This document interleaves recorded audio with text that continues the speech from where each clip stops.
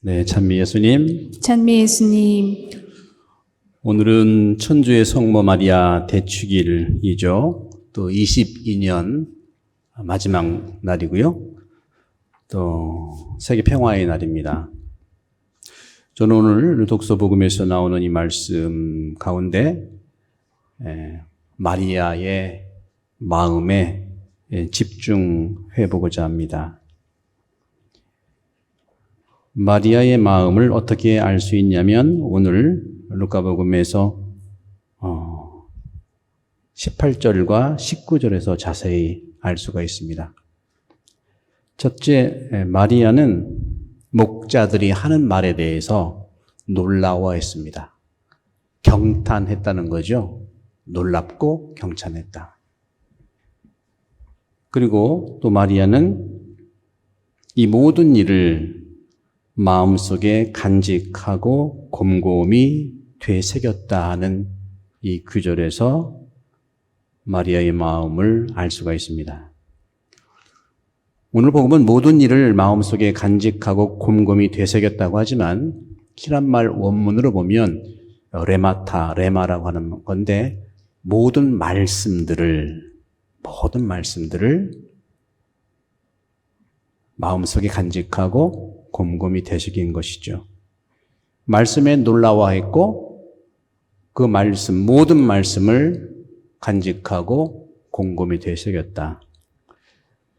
여기서 마리아의 마음을 알 수 있는 것은 마리아는 처녀로서 그 어린 나이에, 젊은 나이에 감당하지 못한 일을 어마어마하게 만났습니다.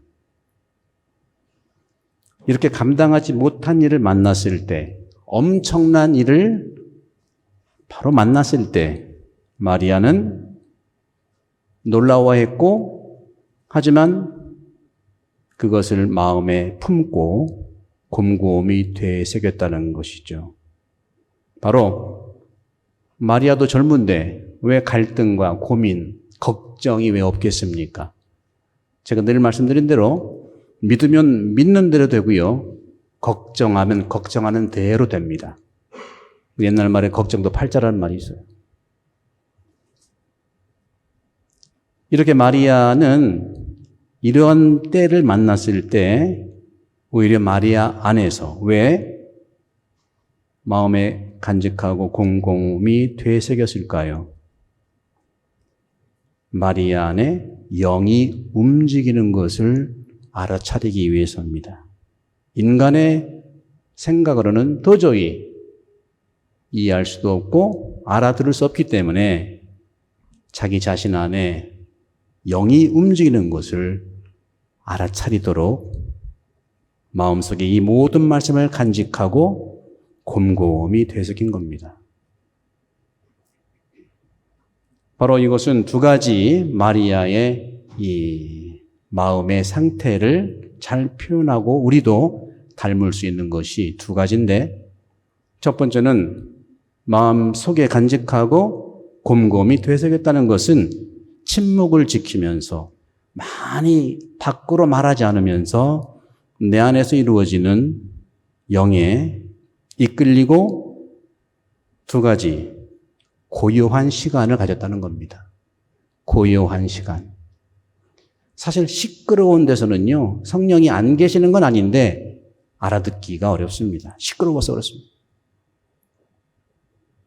침묵 속에서 마리아는 이 모든 일들을 영에 의탁하고 영에 의해서 이끌리기를 바랬다는 것이죠. 그것이 바로 침묵과 아울러서 자기 자신을 들여다보는 성찰이라고 할 수 있습니다. 성찰.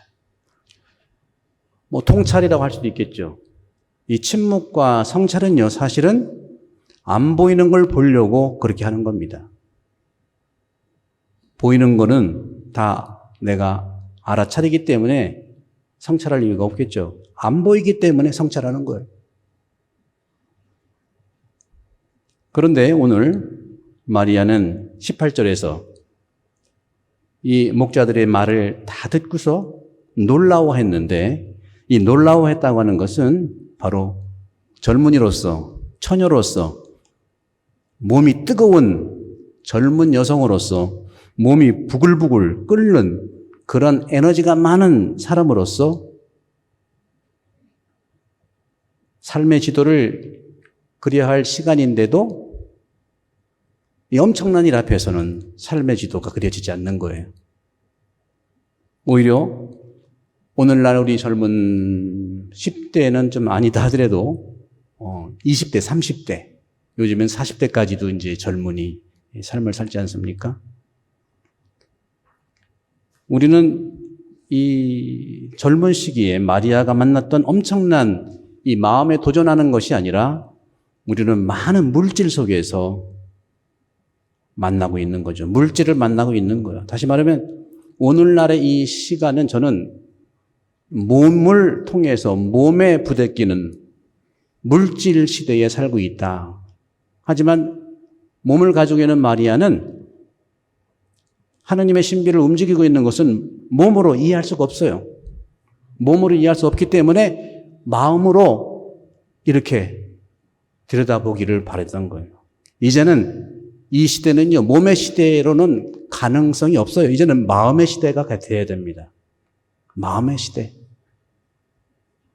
그럼 몸의 시대, 물질의 시대는 뭘까요? 물질로는요, 인생의 길을 찾을 수도 없고 가르쳐 주지도 않습니다. 물질은 많은 경우에 노동과 돈과 남녀 간의 사랑과 중요하지만 발산과 증식과 폭발만 할 뿐입니다. 그래서 코로나도 이렇게 우리가 만나게 되는 거고 이제 향후 몇 년 있으면 지구 온도가 올라가서 어마어마한 그런 폭발 상태에 있는 것도 인간의 몸 중심의 삶이기 때문에 그래요. 마리아도 몸에 하느님의 성령에 의해서 아기를 가지고 있는데 그것을 몸으로 이해하지 않고 마음으로 이해하려고 마음속에는 영에 의해서 이해하려고 하는 것이 고요한 시간을 갖고 그리고 성찰을 하는 것이죠.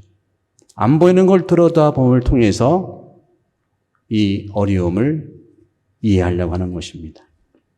어떻게 보면 마리아의 이런 모습들, 참 젊은이인데도 모든 일을 급하게 해결을 하지 않고 마음속에 간직하면서 곰곰이 생각했다는 것은 10대, 20대의 모습이 아니라 60대, 70대, 80대의 그런 경험을 많이 한 사람의 태도예요. 60, 70대는요, 경험에 많은 데이터를 가지고 있습니다. 인생에 대한 지도를 거의 완성한 분들입니다. 거의 그래요. 다시 말하면 수렴과 성찰과 통찰의 시기를 사는 것이 60대입니다. 70대고요.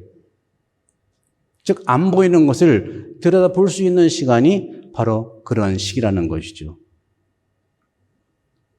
젊은 사람이 봄의 기운이라고 한다면 이 어르신들의 70대, 80대의 삶은 가을의 기운이고 열매를 맺는 계절이고 또 겨울이라고 할 수 있는 씨앗을 연글게 하는 시간이 바로 60, 70, 80이라고 생각하는 것이죠. 그것을 지금 마리아는 10대, 20대인데 그걸 살려니 얼마나 힘들었겠어요. 물질은요, 물리력으로는요, 우리가 나아지지 않습니다. 늘 물질, 몸을 중심으로 산다고 하는 것은 늘 결핍만 요청할 뿐입니다. 결핍, 질투, 적대감, 분노, 이것이 바로 물질, 즉 몸 중심으로 살아가는 현실이에요. 온 세상을 한번 돌아보세요. 이젠 몸에서 마리아처럼 마음으로 바꿔야 합니다. 청춘이라고 하는 이 끓는 그런 피를 통해서 해방이 되어야 된다는 것이죠. 오늘 복음도 그렇고 제2독서도 마음이라는 얘기가 나와요. 마음은요, 무한한 잠재력을 안과 밖을 통하게 하는 엄청난 힘을 가지고 있습니다. 현대인들은 그럼에도 불구하고 마음을 돌볼 시간이 없어요. 마음을 돌아보지도 않습니다. 몸 중심으로 사는 사람은 소유를 살아가는 사람이지만 마리아처럼 마음 중심으로 살아가는 사람은 자유를 살아가는 사람이에요. 마음은 바다와 같다고 하잖아요. 마음은 히말라야와 같다고 하잖아요. 그 마음의 능력을 발견하고 써야 됩니다. 물질로는 한계가 왔어요. 몸으로는 한계가 왔어요. 오늘 이 지구상 탄소가 많은 것이 이유가 뭐죠? 가스차를 그리고 휘발유차를 없애고 전기차를 하는 이유가 뭐예요? 탄소가 많아지기 때문에 그렇잖아요. 탄소가 왜 많아집니까? 인간 몸의 욕망에 탄소가 많기 때문에, 욕망의 큰 소유 때문에 탄소가 많아지는 거죠. 우리는 바다와 같이 넓고 산과 같이 높은 마음의 능력을 발견하고 써야 됩니다. 마리아처럼 이해되지 않는 그러한 그 나이에 마음의 힘으로 방향을 잡은 것처럼 마음의 힘을 쓰고 마음의 근육을 늘리면 나 중심에서 너 중심으로 가게 되어 있고 내 가족 중심에서 세상 가족으로 가게 되어 있는 겁니다. 하지만 몸은 늘 안으로 들어가게 합니다. 마음은 늘 밖으로 나가게 합니다. 그러니 마리아는 자신의 마음속을 들여다보는 마음 중심의 삶으로 하느님의 신비를 겨우 이해할 수 있었던 거예요. 우리가 살고 있는 이 시대의 자본주의라든가 물질주의 결코 격차 해소에 도움이 안 됩니다. 또 원치도 않아요. 부익부 빈익부. 그건 오징어 게임이 너무 잘 얘기하고 있지 않습니까? 오징어 게임 대상 받으니까 너무 좋긴 한데 메시지를 살아가는 것이 메시지 아니겠습니까? 결론적으로 마리아는 마음을 바꾸도록, 마음을 비우도록 몸에서 마음 중심으로 살아간 마리아. 그래서 하느님의 어머니가 된 겁니다. 마음의 잠재력을 탐구하는 새해가 되기를 기도합시다.